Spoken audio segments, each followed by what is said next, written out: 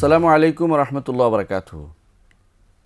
আলহামদুলিল্লাহ রবিল আলমিন ওসলাত ওসালাম আলা আশরফিল আম্বিয়া উল মুরসালিন নবীনা মোহাম্মদ আলা আলিহি ও আসহাবিহি আজমাইন। সম্মানিত দর্শকবৃন্দ, আমরা আলোচনা করছিলাম ইমাম আবু জাফর তহাবী রহমতুল্লাহ রচিত বয়ান ইতিকাদ আহলুসুন্নাহ ওয়াল জামাআহ, আহলুসুন্নাহ ওয়াল জামাতের আকীদার এই কিতাবটি নিয়ে আমাদের ইমাম আবু জাফর তহাবী রহমতুল্লাহ আলাই আল্লাহ তাআলার উপর ঈমানের বিষয়টি আলোচনার পরে মালায়েকাদের উপর ঈমান কীভাবে আনতে হবে সে বিষয়টি তিনি তুলে ধরেছেন। তিনি বলেছেন যে ওয়ানুমিনু বিল মালাইকা, আমরা মালায়েকাদের উপর ঈমান রাখি। এই ঈমানের বিভিন্ন পর্যায়ে তিনি আলোচনা করেছেন। আমরা গত কয়েকটি পর্বে মালায়েকাদের উপর ঈমান কীভাবে আনতে হবে সে বিষয়টি তুলে ধরেছি। গত পর্বে আলোচনা করেছিলাম আদম আলাইহিস সালাম সৃষ্টির সাথে মালায়েকাদের একটা সম্পর্ক জড়িত হয়ে গেছে। আল্লাহ তাআলা যখন আদমকে সৃষ্টি করবেন সিদ্ধান্ত নিয়েছেন তখন তিনি মালায়েকাদেরকে তা জানিয়েছিলেন। জানানোর পর তারা বলেছিল যে আপনি কি দুনিয়ার বুকে এমন কিছু সৃষ্টি করবেন, জমিনের বুকে, যা সেখানে ফিতনা ফাসাদ সৃষ্টি করবে? কিন্তু আল্লাহ তাআলা বলেছিলেন, আমি যা জানি তোমরা তা জানো না, আমি অনেক কিছু জানি, যে জন্য আমি সৃষ্টি করতে যাচ্ছি তাদেরকে, সেই বিষয়টি তোমরা জানো না। তাহলে বোঝা গেল আল্লাহ তাআলা আদম আলাইহিস সালামকে সৃষ্টির সময়ে মালায়েকাদের সাথে জিজ্ঞাসা করেছেন বিষয়টি নিয়ে।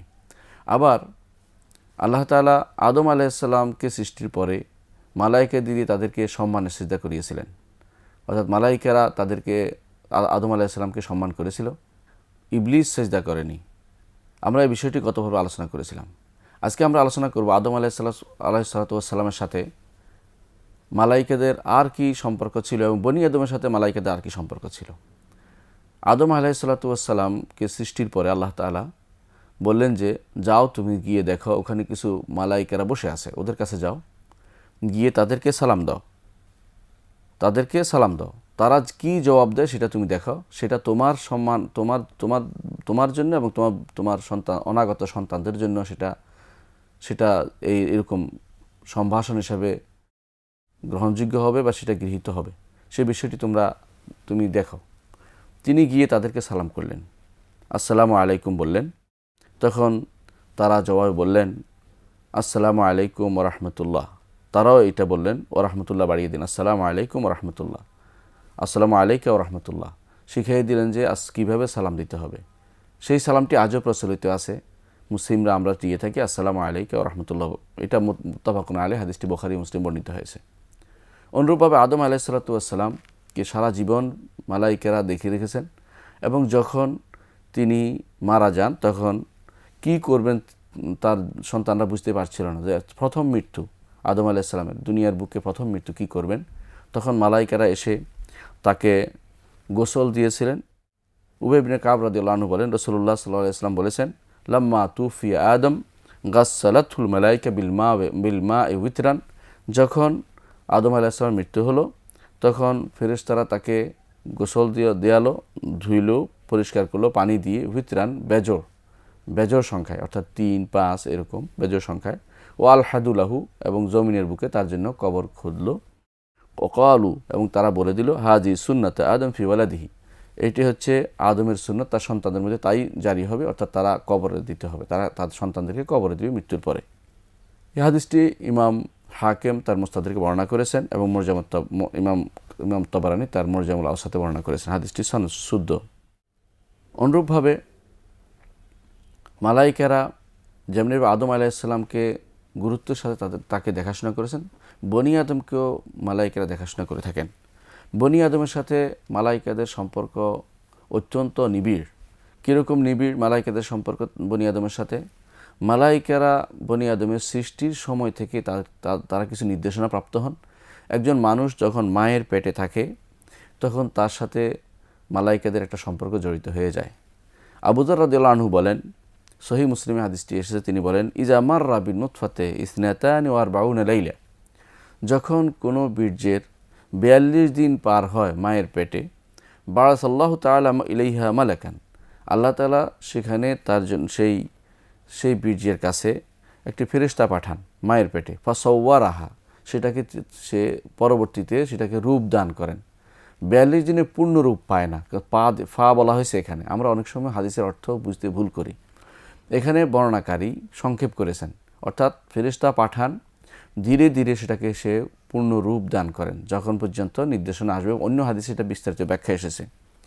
তারপর ওয়াখালাকা সামরাহা, তার কান সৃষ্টি করেন, ওয়া বাসারাহা, চোখ সৃষ্টি করেন, ওয়া জিলদাহা, চামড়া সৃষ্টি করেন, ওয়া লাহমাহা, গোশত সৃষ্টি করেন, ইযামাহা, হাড্ডি সৃষ্টি করেন।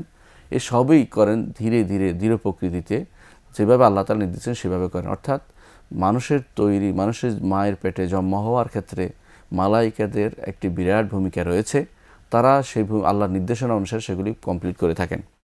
তারপর বলে থাকেন সুম্মা ক্বালা, রাসূলুল্লাহ সাল্লাল্লাহু আলাইহি ওয়াসাল্লাম বলেন, তারপর ফেরেশতা বলেন যে আয়ে রব্বি, হে রব, যাকার না উমসা, এর কি পুরুষ বানাবো না মহিলা বানাবো, না মেয়ে সন্তান না ছেলে সন্তান, কোনটা বানাবো? ফায়াকদি রব্বুকা মা শা, আল্লাহ তাআলা যা ইচ্ছা তিনি সেটা ফয়সালা দিয়ে থাকেন এবং সেটা অনুসারে ফেরেশতা সেটাকে তৈরি করেন।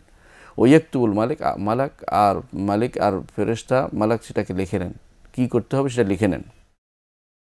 এটা একটা হাদিস যা সহিহ মুসলিমে বর্ণিত হয়েছে। এই হাদিসটির অর্থ অনেকে বুঝতে ভুল করে থাকেন। তারা মনে করেন যে 40 দিনে বোধহয় কমপ্লিট হয়ে যায়। না, 40 দিনে মালাইকা সেখানে যান, ফেরেশতা যান, যে গিয়ে সেটাকে রূপ দেওয়া শুরু করেন এবং সর্বশেষ পর্যন্ত 120 দিনে সেই রূপটা শেষ করেন। অন্য হাদিসে সেটার বর্ণনা আমরা দেখতে পাই, যেটি সহিহ বুখারী মুসলিম বর্ণিত হয়েছে। আব্দুল্লাহ ইবনে মাসউদ রাদিয়াল্লাহু আনহু বর্ণিত, তিনি বলেন, হাদাসানা রাসূলুল্লাহ সাল্লাল্লাহু আলাইহি ওয়াসাল্লাম ওয়া হুয়া সাদিকুল মাসদুক, আমাদেরকে রাসূলুল্লাহ সাল্লাল্লাহু আলাইহি ওয়াসাল্লাম হাদিস বর্ণনা করেছেন, তিনি সত্যবাদী এবং তাকে সত্যায়ন করা হয়েছে। তিনি বলেছেন, ইন্না আহাদাকুম ইউজমাউ খালকুহু ফি বাতনি উম্মিহি 40 ইয়াওমান, তোমাদের কারো সৃষ্টি তার মায়ের পেটে 40 দিনে একত্রিত করা হয়। অর্থাৎ সৃষ্টি মায়ের পেটে 40 দিন বীর্যটা যাওয়ার পরে 40 দিনের মধ্যে সেটা একটা রূপ পরিগ্রহ করে, সেটা একটা সন্তান হবে কি হবে না সে অবস্থা যায়। সুম্মা ইয়াকুনু ফি যালিকা আলাকাতাম মিসলা যালিক, তারপর পরবর্তী 40 দিনে সেটা জোকের আকার ধারণ করে, সেটা রেহমের অর্থাৎ গর্ভাশয়ের মধ্যে আটকে যায়, যেটা পড়ে না, নষ্ট হয় না, অর্থাৎ সেটা সন্তান হবে, বাচ্চা হবে, সে অবস্থায় পৌঁছে যায়। সুম্মা ইয়াকুনু বা'দা যালিকা মুদগাতাম মিসলা যালিক, তারপর বাকি 40 দিনে সেটা একটা গোস্তের টুকরায় পরিণত হয়, চিবানো গোস্তের মতো, এই জন্য মুদগা বলা হয়েছে। মুদগা অর্থ হলো যা চিবানো হয়, এরকম গোস্তের মতো পরিণত হয়। তুম্মা ইউরসালুল মালাক, তারপর মালাক পাঠানো হয়, ফেরেশতা পাঠানো হয়। ফায়ুনফাখু ফীহি রূহ, 120 দিন পার হওয়ার পরে তাতে রূহ ফুঁকে দেওয়া হয়। ওয়া ইউমারু কালিমাতিন আরবা, তখন কালিমাতিন তুকতাব, 4টি কালেমা তখন লেখার জন্য নির্দেশ দেওয়া হয়। কি 4টি জিনিস লেখা হয়? রিজকহু, তার রিজিক কী হবে, অর্থাৎ সে সারা জীবন তার কি খাওয়া দাওয়া করবে, তার আহার কি হবে, সেই জিনিসটা লেখা হয়ে যায়। ও আজালাহু, তাই সে কতদিন বাঁচবে সেটা লেখা হয়। ও আমালাহু, সে কী আমল করবে সেটাও লেখা হয়। ও শাকিউন আও সাঈদুন, সে কি সৌভাগ্যবান হবে, ইমানদার হবে, আও সাঈদুন, শাকিউন দুর্ভাগ্য হবে, নাকি আও সাঈদুন দুর্ভাগ্য না হয় ইমানদার হবে, সৌভাগ্যবান হবে, সেটাও লেখা হয়। 4টি জিনিস লেখা হয়ে যায়। এই লেখার কাজ করে মালাইকারা। তাহলে দেখা গেল মালাইকারা আমাদের জীবনের সাথে ওতপ্রোতভাবে জড়িত। দুনিয়াতে আসার আগ থেকে, মায়ের পেট থেকে তাদের কর্মকাণ্ড শুরু হয়ে যায়। শুধু তাই নয়, মালাইকাদের সাথে আমাদের আরেকটা জিনিস বিশেষ গুরুত্বপূর্ণ অংশ জড়িত আছে, তা হচ্ছে মালাইকারা আমাদের বিভিন্ন সময় হেফাজত করে থাকেন। আল্লাহর নির্দেশে বিভিন্ন বিপদ-আপদ থেকে তারা হেফাজত করে থাকেন এবং সংরক্ষণ করে থাকেন আমাদের কর্মকাণ্ড। কোরআনে কারিমে আল্লাহ তাআলা বলেছেন, সাওয়াউম মিনকুম মান আসাররাল কাওলা ওয়া মান জাহারা বিহি ওয়া মান হুয়া মুস্তাখফিন বিল-লাইলি ওয়া সারিবুন বিন-নাহার লাহু মুআক্কিবাতুন মিন বাইনি ইয়াদিহি ওয়া মিন খালফিহি ইয়াহফাজুনাহু মিন আমরিল্লাহ। এর অর্থ হচ্ছে যে তোমরা যা করো কোনো কিছু আল্লাহর কাছে গোপন থাকে না। তোমাদের মধ্যে যারা কথা গোপন করে অথবা প্রকাশ করে, অথবা রাতের অন্ধকারে কিছু করে অথবা দিনের বেলা কিছু করে, সবই আল্লাহর কাছে সমান। আমাদের কাছে গোপন থাকতে পারে, কিন্তু আল্লাহর কাছে কোনো কিছুই গোপন নাই। এরপর আল্লাহ তাআলা বলছেন, লাহু মুআক্কিবাতুন মিন বাইনি ইয়াদিহি ওয়া মিন খালফিহি, আল্লাহর কিছু মুআক্কিবা ফেরেশতা আছে যারা পিছু নেয়, যারা বান্দার পিছু নেয়, সামনে থেকে পিছন দিক থেকে সব দিক থেকে তারা বান্দার খেয়াল রাখে। ইয়াহফাজুনাহু মিন আমরিল্লাহ, যাদের দায়িত্ব হচ্ছে আল্লাহর নির্দেশে বান্দাকে হেফাজত করবে, বান্দা কোনো সমস্যা হলে সেটা দেখাশোনা করবে, কোন সমস্যা আছে সেটা থেকে উত্তরণের জন্য আল্লাহ তাআলা তার বান্দাকে সহযোগিতা করেন এই মালাইকাদের মাধ্যমে। সূরা রা'দের 10 এবং 11 নম্বর আয়াতে সেটা বর্ণিত হয়েছে। এখানে মুআক্কিবা বলে ওই সমস্ত মালাইকাদেরকে যারা সামনে পিছন থেকে সবসময় বান্দার আশেপাশে আছে, বিভিন্ন বিপদ আপদ থেকে হেফাজত করে, শয়তানের আক্রমণ থেকে এবং জিনের আক্রমণ থেকে, অনুরূপভাবে বিপদ আপদ থেকে হেফাজতের জন্য আল্লাহর পক্ষ থেকে তারা নিয়োজিত আছেন। এরা আল্লাহ তাআলার নির্দেশনা মোতাবেক সমস্ত কর্মকাণ্ড পরিচালনা করেন, যখন আল্লাহর নির্দেশ আসে, কাউকে বিপদে পড়ার একটা নির্দেশনা আল্লাহ নির্ধারিত থাকে, তখন তারা দূরে সরে যায়, কারণ সেটা আল্লাহর নির্দেশ যেন বাস্তবায়িত হতে পারে সেই বিষয়টি তারা খেয়াল রাখেন। অন্য সময় তারা সম্পূর্ণরূপে বান্দার হেফাজতে নিয়োজিত থাকেন। তাহলে বোঝা গেল যে আল্লাহ তাআলা আমাদের সৃষ্টির পরে, দুনিয়াতে আসার পরেও আমাদের হেফাজতের জন্য মালাইকাদের একটি দায়িত্ব দিয়ে দিয়েছেন, তারা হেফাজতের কাজে নিয়োজিত আছে। এর বাইরে তৃতীয় যে কাজটি মালাইকারা করে থাকেন বনি আদমের জন্য, তা হচ্ছে যে আল্লাহ তাআলা বনি আদমেরকে হেদায়েতের জন্য যুগে যুগে নবী এবং রাসূল পাঠিয়েছেন। তাদের কাছে ওহী প্রেরণ করে থাকেন, তাদের কাছে ওহী প্রেরণ করে থাকেন।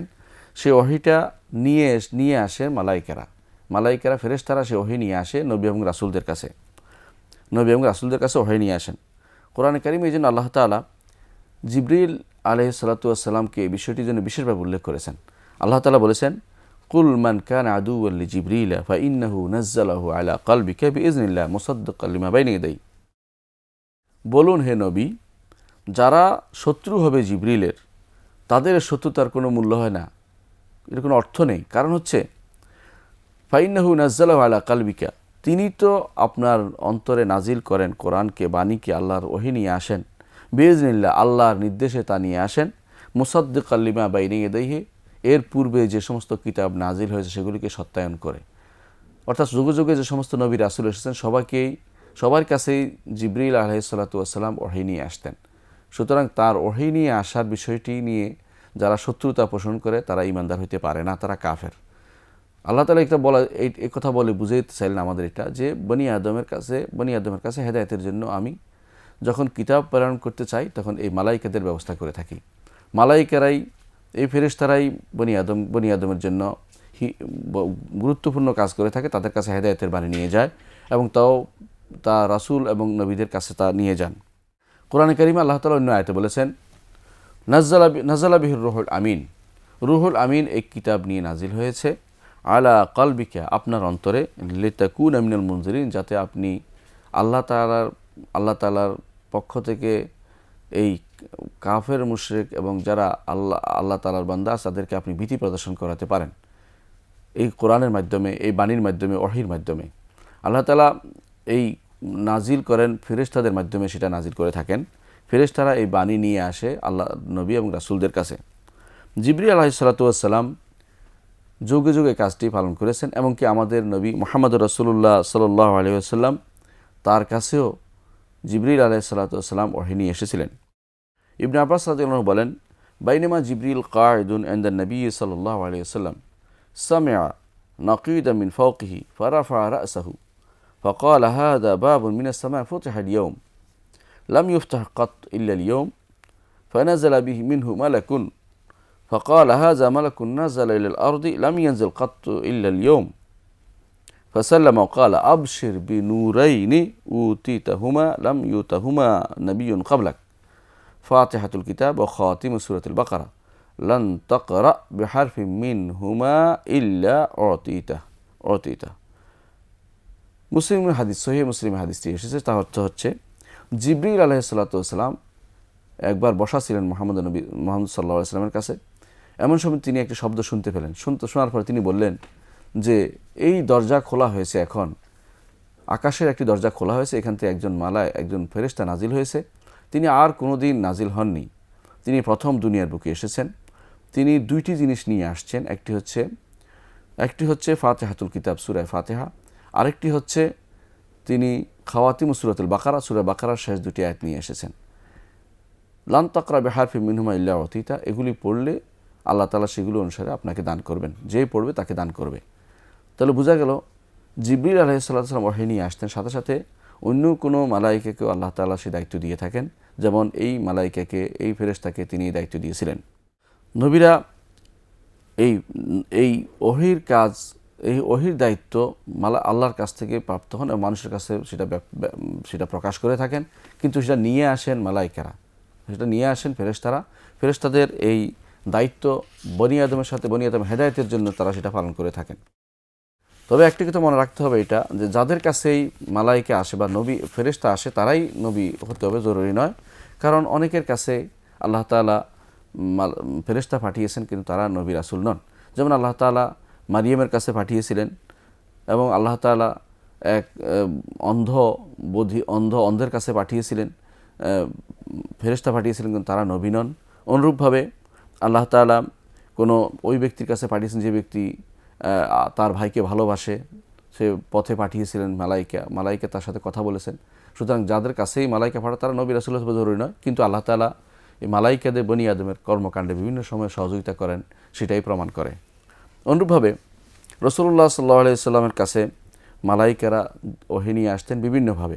কখনো কখনো মানুষের সুরতে আসতেন, কখনো কখনো একেবারে পূর্ণ অবয়ব নিয়ে আসতেন জিবরিল আলাইহিস সালাতু ওয়াস সালাম। কখনো কখনো তিনি তার মানুষের অন্তরে ঢেলে দিতেন, জিবরিল আলাইহিস সালাম রাসূলুল্লাহ সাল্লাল্লাহু অন্তরে ঢেলে দিতেন ওহী। এভাবেই রাসূলুল্লাহ সাল্লাল্লাহু আলাইহি ওয়াসাল্লামের কাছে ওহী নিয়ে আসা হতো। আমরা দেখতে পাচ্ছি যে বনি আদমের সাথে মালাইকাদের সম্পর্ক ওতপ্রোতভাবে জড়িত। এই ওতভাবে জড়িত হওয়ার বিষয়টি আমরা গুরুত্বের সাথে দেখতে পাই জন্য যে রাসূলুল্লাহ সাল্লাল্লাহু আলাইহি ওয়াসাল্লাম তাঁর কাছে একজন মুস্তাশির, একজন পরামর্শদাতা হিসেবে কাজ করেছেন। পরামর্শদাতা সবসময় ভালো কাজের পরামর্শ দিতেন। জিবরিল আমিন রাসূলুল্লাহ সাল্লাল্লাহু আলাইহি ওয়াসাল্লামের কাছে পরামর্শের কাজটি করতেন। যখনই কোনো বিষয়ে পরামর্শ দরকার হতো রাসূলুল্লাহ সাল্লাল্লাহু আলাইহি ওয়াসাল্লাম জিবরিলকে জিজ্ঞাসা করতেন। তাহলে বোঝা গেল আমাদের কাছে যে মালাইকারা আমাদের জন্য আমাদের ভালো চান, আমাদের কল্যাণ চান, আমাদের যেটা ভালো হয় সেটা তারা করতে চান, এবং আমাদের জন্য তারা হিতকারী এবং তারা আমাদের হিতাকাঙ্ক্ষী, এই বিষয়টি আমাদের মনে রাখতে হবে। ইনশাআল্লাহ এই বিষয়ে আমরা পরবর্তী আরেকটি পর্বে আরও আলোচনা করব। ততক্ষণ আপনারা ভালো থাকুন, সুস্থ থাকুন। আসসালামু আলাইকুম ওয়া রাহমাতুল্লাহি ওয়া বারাকাতুহু।